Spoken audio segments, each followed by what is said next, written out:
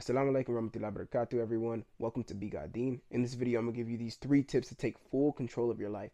Let's get started with number 1, trust in Allah.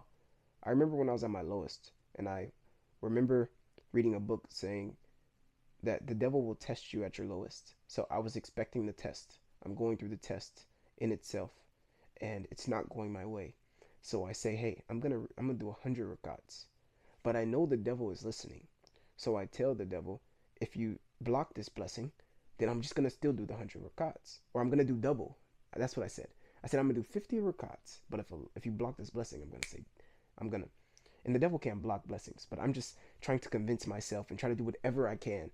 It's the person who goes outside and does a rain dance when it's raining versus the person who sits inside and cries that it's raining. They have 2 different outcomes. At least the person who's doing the rain dance has a better chance because they think it, and whatever you believe you can achieve. So to keep going with the story, I'm betting with myself and I say, hey, if you block this blessing, well, guess what? I'm still going to do 100. I think the devil would rather me get what I want than for me to pray 100 times to Allah.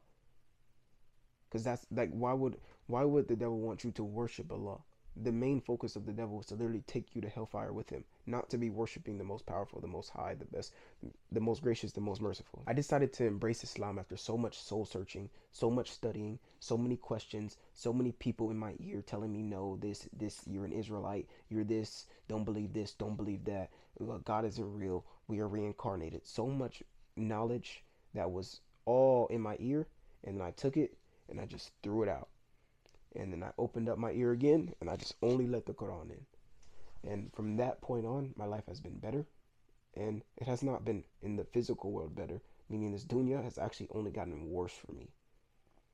But that is why I lean more towards Islam, because I don't believe that this dunya is made for Muslims. I think it's actually a trap for the Muslims, because it's only made for those who care about this dunya. It's not made for those strong on their deen. It's not made for those who are avoiding smoking and drinking and going to the mosque and saying no to the worldly things and the pleasures and the luxuries. No, it's not. It's not catered towards that at all. I can't even. It's only one halal place in my whole town. My one halal place in my whole town, and they have hot food and frozen food. That's the only shop I have in a 40-mile radius that's halal. I also been trying to practice gratitude daily. On my habit tracker, I have 5 daily prayers, and I make sure that I check that off every single day. That's one of my most consistent habits. Just praying my 5 daily prayers. It went from like 500 to like 5. I don't remember or know if you guys know the story. I think it started at 50, but there was a story where it talks about how the prayers used to be way more than what they are now. And one of the prophets went back to Allah and got it reduced so it was sufficient for the people, and it went down to 5 to the point where one of the prophets would be too embarrassed to go to Allah to ask for any less than this. So I think we still get the blessings of these 5 daily prayers as if they were used to be the 50 or the 100, whatever it used to be, but we only have to do the 5. So that's why it's so important to at least do that. You have to do the pillars of Islam. I've done nothing but trust in Allah. Trusting in Allah has gotten me this far, and it has gotten me out of so many bad things. There is nothing better than Allah, the most merciful. So just trust in Allah. Whatever situation, whatever deity that you think is blocking you, whatever situation you're trying to get out of, Ramadan is coming up. Are you going to utilize it, or are you going to be taking advantage of it? Meaning, these 11 months that the shaitan has been playing with you, are you going to just let that keep going on this next month? Or are you going to stop and realize shaitan are all locked up? I'm going to do the best thing for me. I'm going to have the best month this month. I'm going to let Ramadan change me and not let it bother me. Rule 3 is going to be to maintain good character. If you're on the road and you're driving, do not be cussing out people. F this, you mother, F this and F that. Like, no, don't do that. Don't.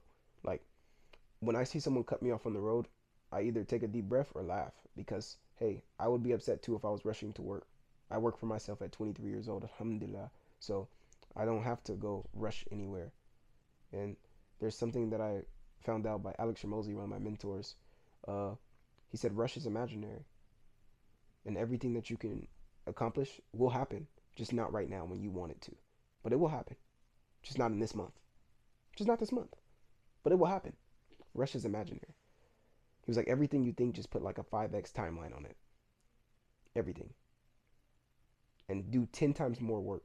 And be so impatient with action and patient with results. Trust in Allah, Practice gratitude and maintain good character. These are the only three things that you need. These powerful Islamic rules to help you take control of your life. If you're not already praying every day, start praying every day. If you're not already showing gratitude, show more gratitude. If you're not maintaining good character, just know you will have to face Allah one day. And for those who you were mean and you didn't forgive and you weren't nice to and you didn't give excuses to, meaning, okay, someone didn't call me back. Well, maybe they're busy, or maybe something happened to them, or maybe this. Instead of sending them a text saying, oh, bro, you're weird. Oh, I can't believe you didn't answer. I needed you. Oh, you would have answered if this. Don't be that person. Be the person who gives someone 50 excuses, and by the 10th, you've already forgiven them. Embrace peace, embrace deen. Assalamu alaikum warahmatullahi wabarakatuh.